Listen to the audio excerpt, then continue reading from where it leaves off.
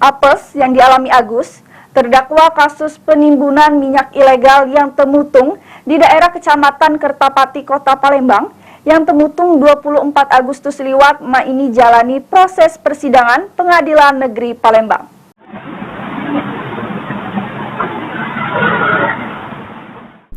Agus alias Uju, terdakwa kasus penampungan BBM ilegal ini jalani persidangan di Pengadilan Negeri Palembang. Juru sidang yang diketuai Majelis Hakim Dadi Rahmadi, Jaksa Penuntut Umum Dwi Indiati ngadirke saksi dari pihak kepolisian samo pemilik lahan tersebut guna nerangke samo Majelis Hakim perkara tersebut.